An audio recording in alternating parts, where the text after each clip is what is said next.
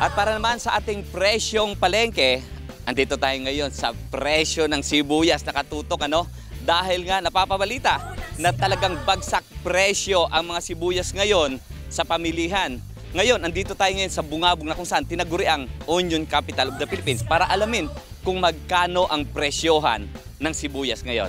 Kumusta po ba itong mga sibuyas? Ito, katulad nitong sibuyas na ito, magkano po per kilo nito?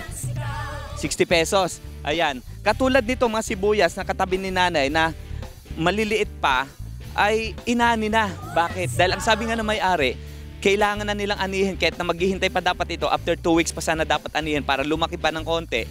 Pero pinaani na nila kasi nga kaysa abutan pa sila ng dagsa uli ng sibuyas. Kaya ito, no choice na sila. Kahit pa paano, nasa 60 pesos ang bentahan nito sa farm gate. So kung aantayin pa nila itong susunod na after 2 weeks, baka magiging 30 pesos na lang o 40 pesos ang presyo ng sibuyas. Yan, katulad yan, pagbagsak presyo ang presyo ng sibuyas dito, apektado rin yung itong mga kasama natin sa likod na mga nakikiani. Dahil nga kung mababa ang presyo, mababa din ang kanilang kikitain. Ikinatuwa naman ng Samahang Industriya ng Agrikultura o SINAG ang desisyon ng Department of Agriculture na suspindihin ang pag-aangkat ng sibuyas habang naghahanda ang mga local growers sa pag-aani at pagbebenta ng kanilang ani. Sinabi ni SINAG President Rosendo Su na ang suspensyon sa naunang inihag ni Agriculture Chief Francisco Tio Laurel Jr.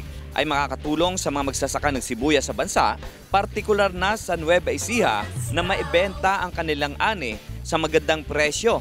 Hinaing ng mga magsasaka ng sibuyas na sana ay mapansin sila ng gobyerno na huwag isabay ang pagdating ng mga imported na sibuyas dahil malaking pahirap umano sa kanila ang bagsak presyo nito ngayon.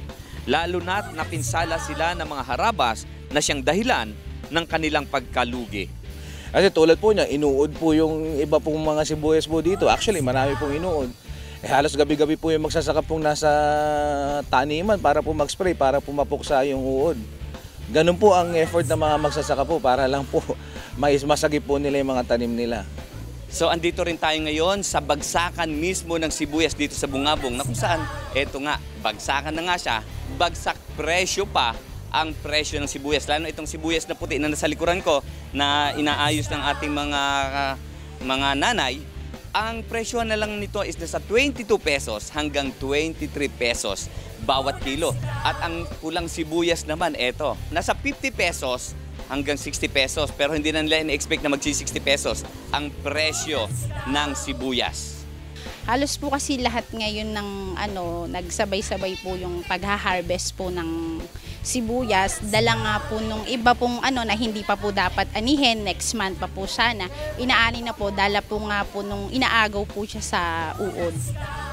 At yan ang ating presyong palengke kasama si Angel Mar Bumanlag at si Toman Sanal. Mula rito sa Onion Capital of the Philippines sa bayan ng Bungabong, Smiles of Petran III para sa Balitang Unang Sigaw.